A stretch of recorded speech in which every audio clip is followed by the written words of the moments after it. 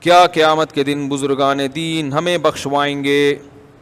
قیامت کے دن بزرگان دین ہمیں بخشوائیں گے یقیناً، لیکن کتنا، کس حد تک، یہ ہمیں معلوم نہیں ہے۔ ایک باؤنڈری اللہ نے کھینچی ہے، قرآن میں آتا ہے وَلَا يَشْفَعُونَ إِلَّا لِمَنِ ارْتَضَىٰ، کوئی بھی شفاعت نہیں کرے گا قیامت کے دن مگر وہ جس سے اللہ راضی ہوگا۔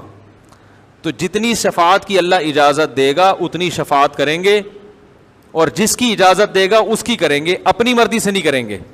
سمجھ رہے؟ کسی بزرگ کو خیال ہوا کہ اس کو بخشوا دوں، بس اللہ سے کہوں یہ بخش جائے۔ یعنی زمانہ جاہلیت میں ایک جو مشرکین کا یہ نظریہ تھا کہ ہمیں زبردستی بخشوا سکتے ہیں اللہ کے سامنے، اللہ ان کی بات کو مسترد نہیں کرے گا، تو ایسا نہیں ہے۔ بزرگان دین، شہداء، علماء، وہ اللہ سے شفاعت کریں گے کہ اے اللہ اس بندے کے گناہوں کو تو معاف کر دے اور اس کو بخش دے، یہ شفاعت ہوگی۔ پھر اللہ کی مرضی ہے کہ اللہ ان کی بات کو مانے یا اللہ ان کی بات کو ریجیکٹ کر دے۔ سمجھ رہے ہیں کہ نہیں سمجھ رہے؟ ایک بات تو یہ اللہ کی رحمت سے امید ہے انشاءاللہ اللہ مانیں گے، کیا خیال ہے؟ تبھی تو اللہ نے ان کو اجازت دی ہوگی کہ شفاعت کرو۔ دوسری بات یہ کہ اللہ تعالیٰ ایک حد کھینچیں گے کہ اس سے زیادہ آپ آگے نہیں جا سکتے۔ نمبر ایک، جو ایمان پہ جس کی موت واقع نہیں ہوئی، شرک پہ مرا ہے، اس کی شفاعت کی اجازت نہیں ہوگی۔ سمجھ رہے ہیں؟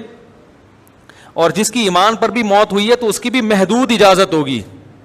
یعنی عین ممکن ہے وہ بزرگ چاہتے ہوں کہ یہ بالکل بخشا جائے، اللہ کہیں گے نہیں آپ تو چاہتے ہو مکمل بخشش ہو، مکمل نہیں، آدھی بخشش ہو جائے گی، آدھی سزا معاف ہو جائے گی، ایسا بھی ہو سکتا ہے۔ سمجھ رہے ہیں؟ تو اس لیے ہمیں اعمال کو فوکس کرنا چاہیے اور بزرگوں سے بھی محبت کرنی چاہیے۔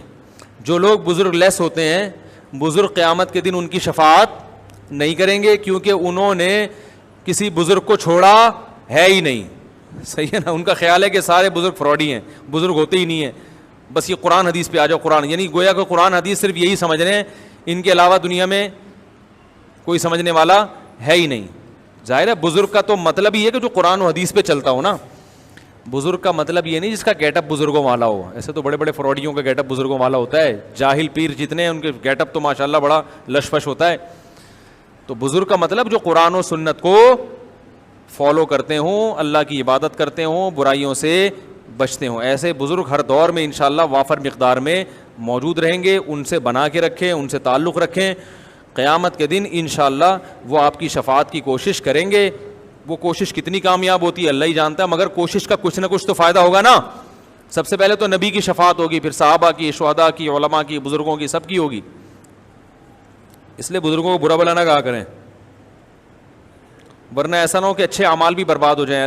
اللہ قیامت کے دن وہ بزرگ کہیں کہ اللہ یہ نیک اعمال کرتا تھا مگر مجھے برا بھلا کہتا تھا، تو مجھے اس کا جنت میں جانا سمجھ میں نہیں آ رہا۔ ٹھیک ہے۔